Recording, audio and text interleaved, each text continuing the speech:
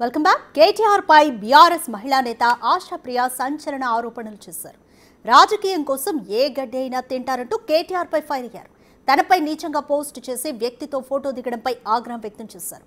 తనపై పోస్ట్ పెట్టిన వ్యక్తిపై చర్యలు తీసుకోకుండా వెనకేసుకుని రావడంతో మనోవేదనకు గురయ్యానని ఆవేదన వ్యక్తం చేసింది ఆశాప్రియ.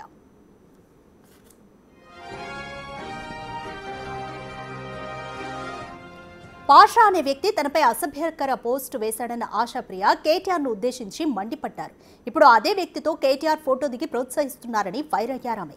మరోవైపు రాజకీయ కారణాలతోనే ఆశాప్రియ ఆరోపణలు చేస్తోందన్నారు పాషా.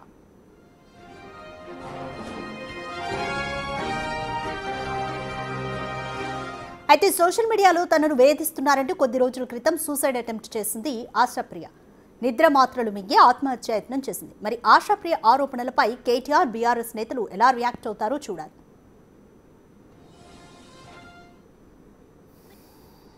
ఎందుకు ఒక అమ్మాయి వ్యక్తిగత జీవితం గురించి ఇవన్నీ ఎందుకు తీసి రాయాలి? ఏం అవసరం ఉంది?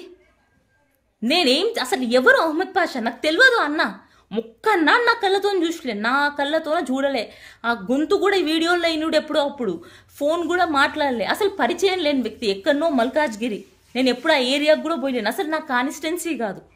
అట్లాంటప్పుడు నేను ఏం ద్రోహం చేసినా నా మీద పెట్టిండ్రు. నాకు తెలుసు ఇది ఎవరో పెట్టించిన పోస్టు, దాని వెనకాల ఎవరున్నారో కూడా నాకు తెలుసు. కానీ నేను ఎందుకు పేర్లు చెప్తా? ఇన్ని నిందలేసి రాజకీయంలో పనిచేసి ఇన్ని నిందలేస్తే ఒక ఆడపిల్ల ఎట్లా భరిస్తుంది అవన్నీ? చెప్పురు, మీరే న్యాయం చెప్పండి దీనికి. ఇవన్నీ రామన్నకు తెలుసు, ఈచ్ అండ్ ఎవ్రీథింగ్. ఎందుకంటే రామన్నతో నేను రెగ్యులర్ కాంటాక్ట్లో ఉంటా, అన్నకన్నీ చెప్తా. తెలిసి కూడా నిన్న ఫోటో ఎట్లా దిగిందన్న? నిన్న గద్వాల మీటింగ్ పోతుంటే కూడా అర్జెంట్ ఎట్లా కలిసిండు? తెలియదా అన్నకి అహ్మద్ పాషా ఎవరో? అప్పుడు అంత పెంట పెంట చేసిండ్రంట కదా అందరూ ఇంక అన్ని పార్టీలు. మరి అప్పుడు చూసింటాడు కదా అహ్మద్ పాషా ఎవరో. నేను కూడా పెడుతూనే ఉన్నా కదా, అన్న ఇతనే అహ్మద్ పాషా, ఇతనే పోస్ట్ పెట్టిండు అని చెప్పి. మరి అన్న ఎట్లా రానిచ్చిండు? అన్న కోసం పానం పెట్టి పని చేసిన కదా. నిజం కదా ఇది, నేను బద్నాం చేయలే. పానం పెట్టి పని చేసిన. మీరు అవునన్నా కాదన్నా పానం పెట్టి నేను పని చేసిన.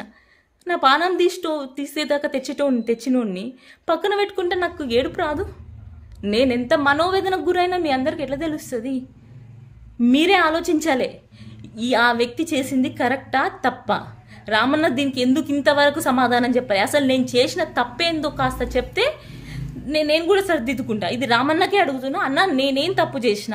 ఇప్పుడంటే నువ్వు ఒప్పుకుంటున్నావా రామన్న? ఆ పోస్ట్లో పెట్టిన ఈ నిజమని ఒప్పుకుంటున్నావా? అహ్మద్ పాషా నువ్వు ఎంకరేజ్ చేస్తున్నావు కాబట్టి ఆ పోస్టులన్నీ నిజమని ఒప్పుకుంటున్నావా అన్న? అందుకే నేను నిన్న అన్నని తిట్టాల్సి వచ్చింది. ఎందుకంటే నేను తట్టుకోలేకపోయినా. అన్న రానియాడు పక్కకి అనుకున్నా, కానీ ఇట్లా ఫోటో దిగేసరికి అన్న మీద నాకున్న ఒపీనియన్ పోయింది.